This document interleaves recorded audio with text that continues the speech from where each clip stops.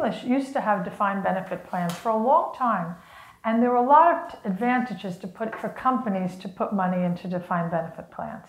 And indeed, they were originally set up in order to get the best and the brightest to work for the company, to help people for giving them benefits for long service, and basically as a recruitment tool, just like that man said to me, we'll give you a pension. And companies put a lot of money in their pension plans, and it was very tax advantageous for the companies to do it. So in the 70s and 80s, the British pension plans are among the best in the world. The world changed. People got angry at pension funds being overfunded. They thought corporations were hiding money there. The tax advantages, this is England, started to be cut. It wasn't so tax advantageous to put money in. You couldn't get tax deductions. There was a cap getting to be on putting money in pension funds. And then what happened? The economy changed, and companies started to go bankrupt. And when they went bankrupt, their pension funds went bankrupt. And people who were retired and were getting money every month, all of a sudden it stopped. People were not yet retired, but still putting money in their pension funds, that stopped. And they were essentially stripped of their pension benefits. What does the government do? They have a reaction, and they had a very good reaction, I have to say, in the early 2000s. They thought about those naked pensioners. We used to call them the naked pensioners. And they thought about the fact that this is a problem that was going to happen because the overfunded pension funds were now becoming the underfunded pension funds. And so they set up the regulatory structure that we have today, which essentially is a two-part structure. First, we have something called the pension regulator, and then we have something called the pension protection fund. And the pension regulator has a lot of power. It has powers, or it's meant to have powers, so that it can look into companies' pension funds and see how funded they are or underfunded. And if they're underfunded, force the company to put more contributions in over a period of time in order to fund it up. The pension regulator has these powers to compel companies to fund their pension plans, to ensure that the plan isn't weakened by a corporate transaction, to demand information from pension funds, to freeze the pension funds at some point, and to remove trustees. That's their powers. But if all of that fails and the pension fund goes bankrupt, then it comes to us to sort out the poor pensioners who have lost their pension. So what do we do in the Pension Protection Fund? We collect right now, and have been since 2005, a levy from every defined pension benefit plan in the country. And that levy is like an insurance premium. And actually, at the moment, it's called a risk-based levy because it's not just one certain amount of money per pensioner per plan, but it has more to do with how well funded the plan is and how secure the covenant is. So we collect this money and we put it into our fund. That's the levy. So that we collect the money, then we run the money. Now what happens with that? The second tier. We have a pot of money, which is the levy. The other pot of money is when a pension fund goes bankrupt, as you all know, there's still money in the pension fund. It's just probably not 100% funded. So whatever it's got, it comes into us. And we look at what it's got, and we decide if there's enough money for the pension in the pension fund to pay out the pensioners, we send it out. They buy themselves out. But more often than not, there's not enough money. So whatever they've got comes into us. So we've now got this pot of money, which is essentially the insurance premiums, the levy, and it's the money that came in from the bankrupt pension funds. So we collect the money, now we've got the money, and we run it. We run it as an investment manager. We have a very, very sophisticated and excellent fund management operation, and I'll talk about that in a little while. Essentially, we put 70% in bonds.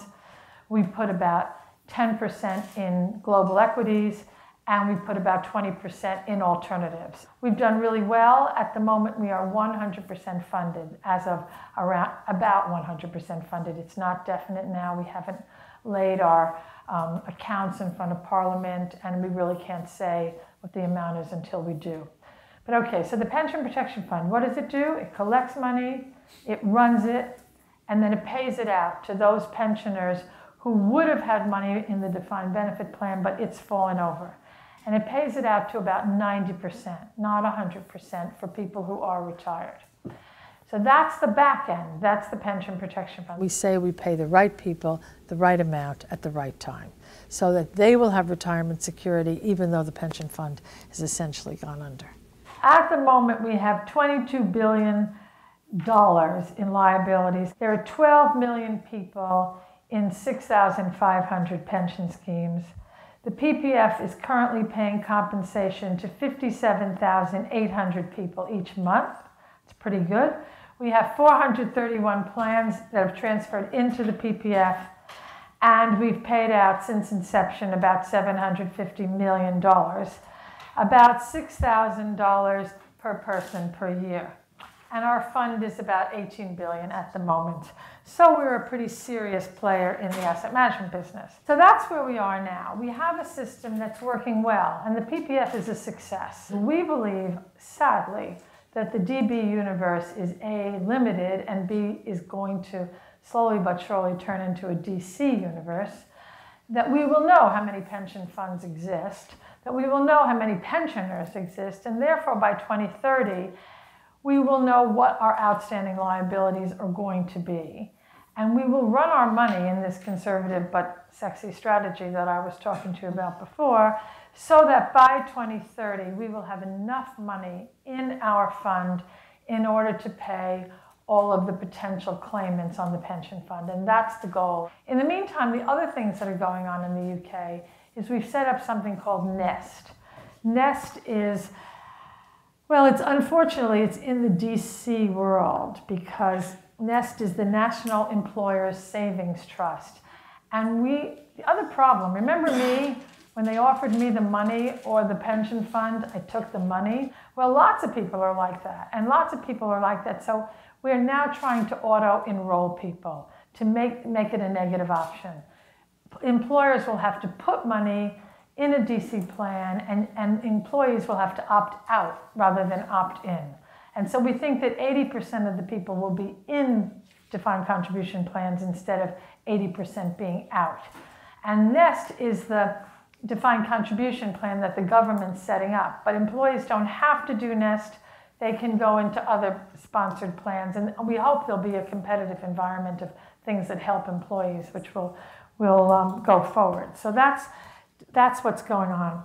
One more thing that's important about what's happening in the UK. Remember that good pension minister who we really like? He's looked at the state pension. And what we had in the UK in the state pension was a mess. There's a basic state pension, then there's an additional state pension, then you get a lot of means testing kinds of state pensions, then you get a winter fuel allowance, you get a bus pass, which we all love, all of us 65-year-olds and over. We think the bus pass is really good. And there's a myriad of things that you get when you get old. But nobody can nobody can quite figure it out. And there's a disincentive to work because there's this means tested possibility, which means that the more you work, the less money you get. So our good pension minister, Steve Webb, has said there should be a single state pension. And the single state pension, which is just announced recently, will be about $220 a week. And everybody will get it, and we won't have this myriad of regulation that nobody can understand. And I'm a big believer that that's something that's very important, is that there will be a single state pension, which is not a lot of money, but it's enough to live on. My personal theory about how to solve the pension crisis is 3. You have to work longer, you have to save more, and you have to expect less. But one thing I would like to say, work is, from my opinion, is the answer. Work longer. Working is a privilege. We are living a lot longer than we did years before. Working is what keeps us active and what will keep money in the bank. And what society ought to do is to provide more employment for older people. Respect wisdom, respect experience, keep people in the workplace, retire them later, and then we will not have to pay such a long period of time in retirement, and people will have saved as they ought to. So it's more about looking at the generation and finding a way to keep them in employment. That, I think, is the real solution to the pension problem.